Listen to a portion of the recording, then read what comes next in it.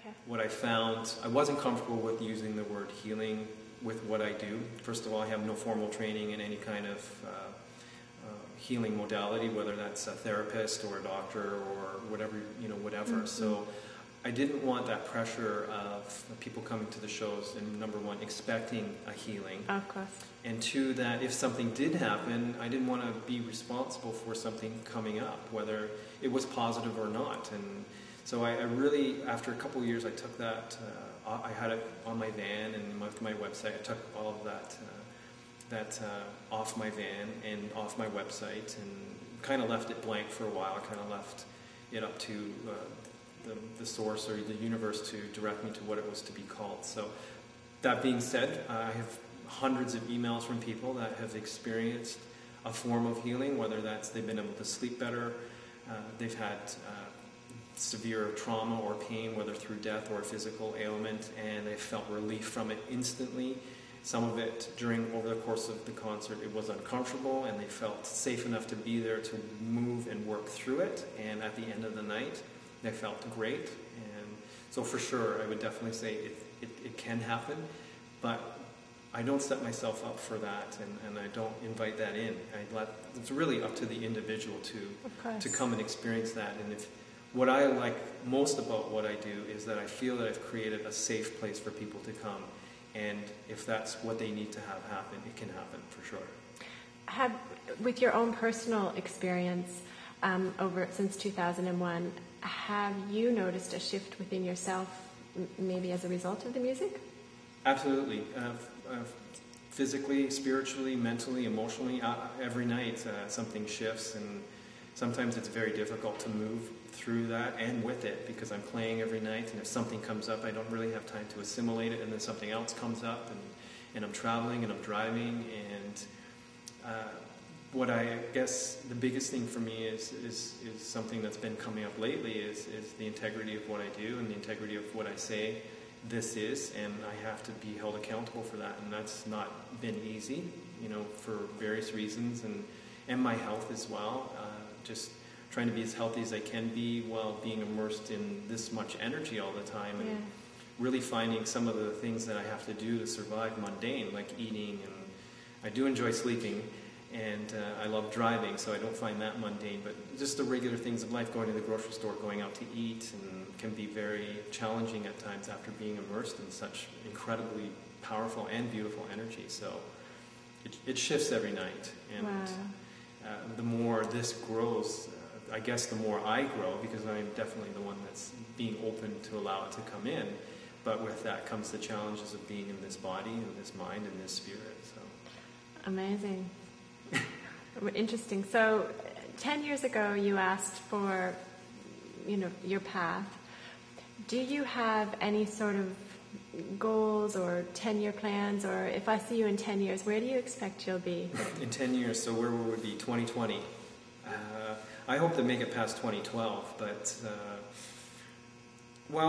I have definitely, there's been some big shifts with the music. More people are coming in to be part of it, and that has really taken kind of a load off of all the work that goes into this. For the past 10 years, it's really just been myself and my friend Dino, who does my website and all my graphic work. And for the most part, with his help, I'd say I have been doing 70 to 80% of the work, and that's performing, setting up the gigs, postering, performing, tearing down, setting up, and making contacts, and responding to emails and Facebook and Twitter, and so all of my time, which I love what I do, so it's not really work. So if I'm putting 20 hours a day into it, I'm not really exhausted per se. I'm tired at some days, but I'm not tired and not enjoying what I'm doing. So that's a big difference. When you're tired and not enjoying what you're doing, you can really run yourself down. And I feel for the most part I've maintained a pretty good healthy lifestyle for 10 years. There's been some times when I definitely needed to take a break and didn't listen and got really sick. So I reluctantly got back on my feet quicker than maybe I should have, and should have taken the time. So I'm starting to recognize those patterns, that I do need to take more time out and allow for the people to come in that I trust to help me, to help this grow. So now that I've done that, really, again, same as the music, as I've been saying too, the sky's not the limit, the universe is the limit. So as it expands and this expands and more people come in to help me do it, who knows where I'll be in 10 years? Who knows where I'll be in just a couple of years? Because this is growing very quickly, even now that I've allowed for that to come in and happen. Beautiful. Excellent.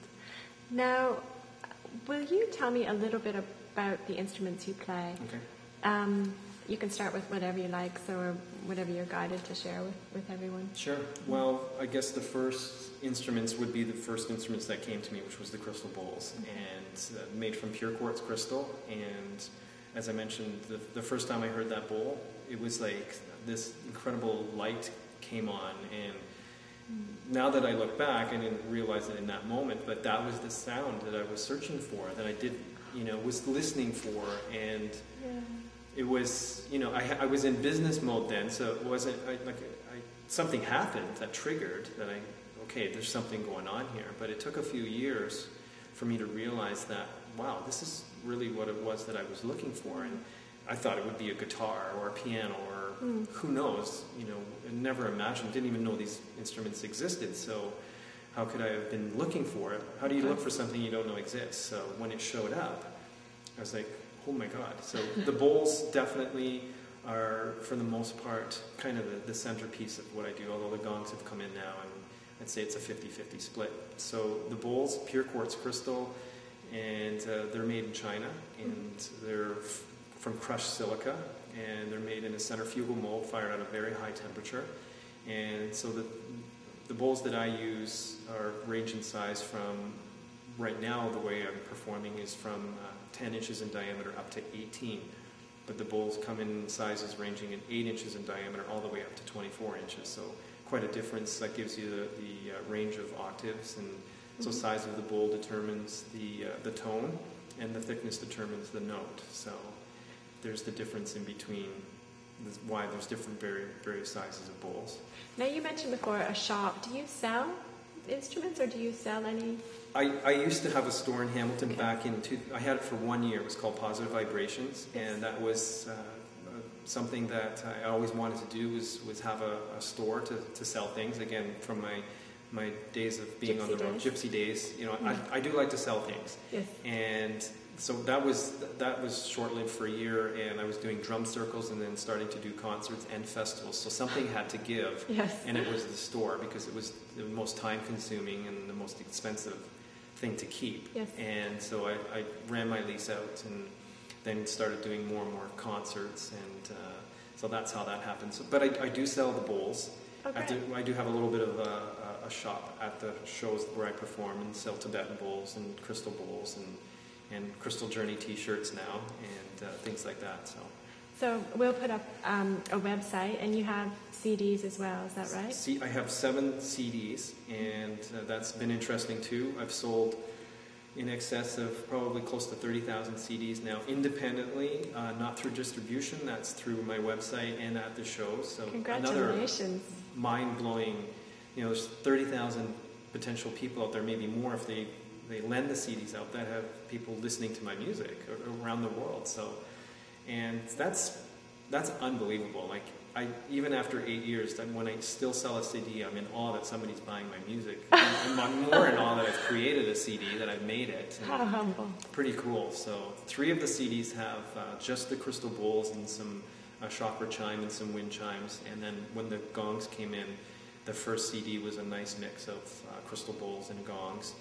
And then more gongs came in my possession. So the second CD, called Blue Star, has more gongs on it. And then Journey Through the Solar System has lots of gongs on it with bigger crystal bowls kind of supporting them. And then my new CD, which is not so new anymore, which was released in March, is a double live CD, which has the santur, the vibraphone, the gongs, and the crystal bowl. So as this evolves, so do the CDs. And obviously people want to hear the instrumentation that I'm using, so as more instruments are added, I have to create the CDs that keep up with that. So. Awesome. Sorry to sidestep. We'll go back to the instruments. Back to the instruments.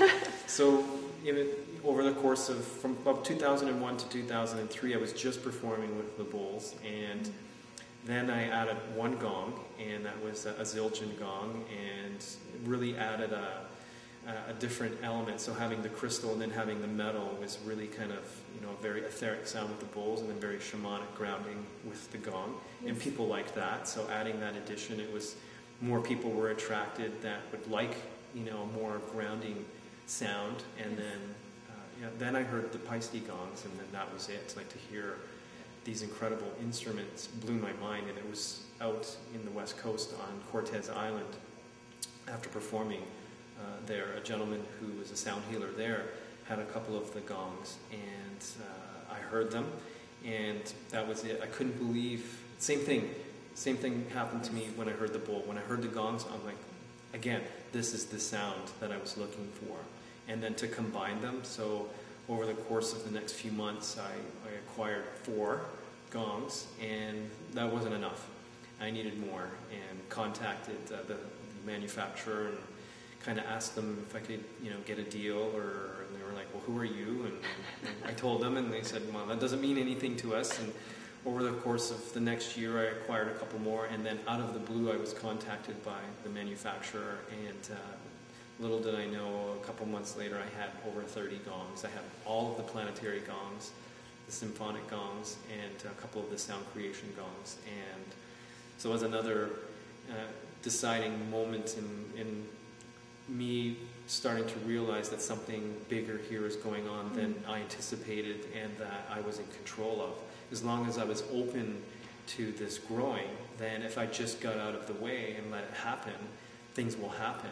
And it's nothing that I really anticipated, nor did I want to even experiment with or play with, because I felt like, I don't want to mess this up, so I'll just let it be and let whatever is happening happen. And then when the gongs came in that fashion, I'm still in awe of that, and that's 4 or 5 years ago.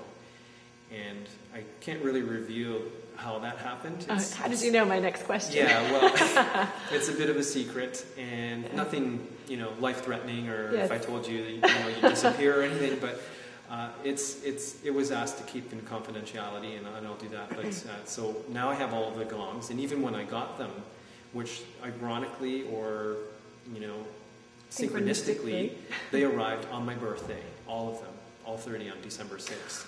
And your story is beautiful. Yeah, it's pretty cool. It's really I got awesome. the phone call, and they're like, they arrived, and it was the morning of my birthday. I went to Toronto and with my friends, and my birthday present from the universe was all of the gongs. And even the shopkeeper who owned the drum store, where I had to pick them up because they had to be delivered to a store. Right. They couldn't just come to me via the middleman. Mm-hmm. And he's like, what's going on here? I've never seen such an order, and 2, that somebody, would be given this type of deal without really being known. And I said, I don't know. I'm not asking any questions.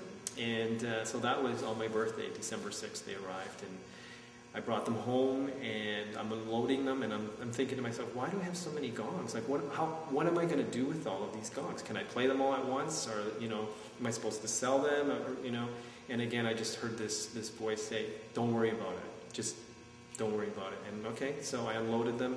And then over the course of time, I started to play with each one individually and listen to their sound. And then so I got to understand them individually, and realized that not every one had to be played all at once, that when I would do certain events or certain concerts, there would be certain ones that needed to be used. Mm-hmm. Whether that was the sun for solstice, summer or winter, mm-hmm. or the moon gongs during, the new moon or the full moon, or when planets were being aligned, I would use that sequence of gongs for that particular event. So that took some time, but again, once I got out of my head and just listened, all of this information came in. So now that's how I set up what I do when I'm touring.